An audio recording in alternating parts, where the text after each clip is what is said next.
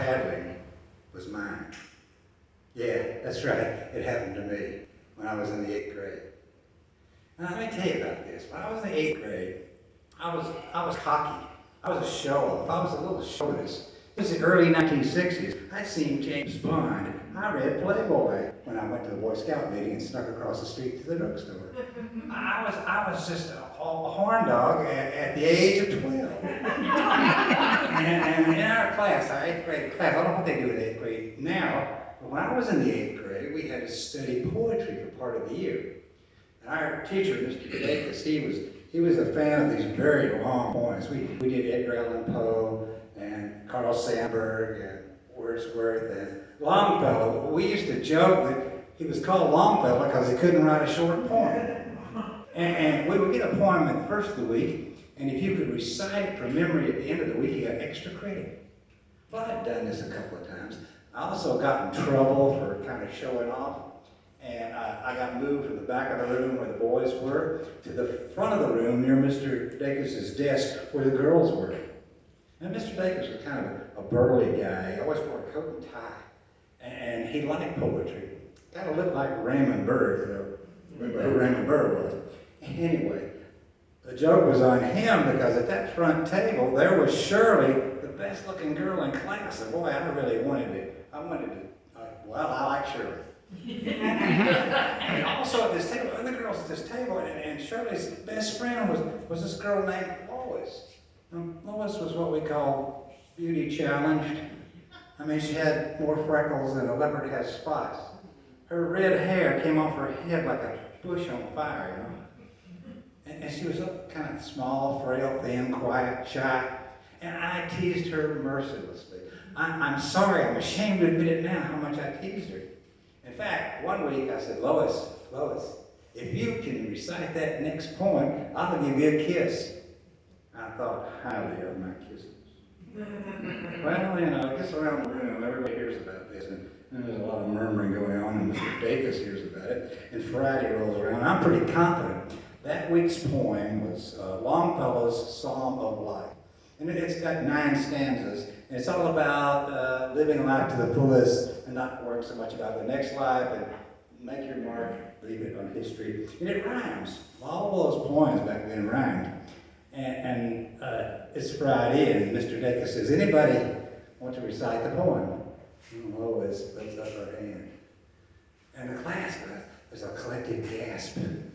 And I say, oh shit. What's she trying to do? I felt sorry for her because she's going to embarrass herself, and it was my fault. And she gets up in front of the class, and she's got that kind of ill-fitting clothes. Tell me not in mournful numbers, life is but an empty dream. For the soul is dead that slumbers, and things are not what they seem. Life is real, and life is earnest. The grave is not its goal. Dust thou art, to dust returneth. Was not spoken of the soul. Oh, damn, she knows this. What am I going to do? All 9 stanzas. She sails through it. The class cheers. And then they look at me. Mr. Dacus looks at me. Mr. Dacus says, well, boy, are you going to kiss her? I said, no. I was just kidding. I wouldn't kiss her. I said that. And he said, well, you need to learn to keep your word. You either take 3 licks from my paddle, or you kiss her. And he had a paddle up at his desk. He called it his Board of Education. In my memory, it seems like a rowboat oar. It was that big, you know. And I said, I got defined. Give me the paddle. And so he had me bend over a chair, and he gave me 3 licks. I went back to I didn't cry. I went back to my seat, and I think Lois was smiling, or smirking. I don't know why. Anyway, we go on to junior high, high school, and I'll lose track of Lois, and I kind of forget about this, but as time goes on, and I get more mature, and I grow, and I get more sensitive to other people's feelings, I start feeling bad about this. I mean, Lois had learned that poem, and she studied it, and she'd never done it before in class, and I would take a paddle rather than kiss her.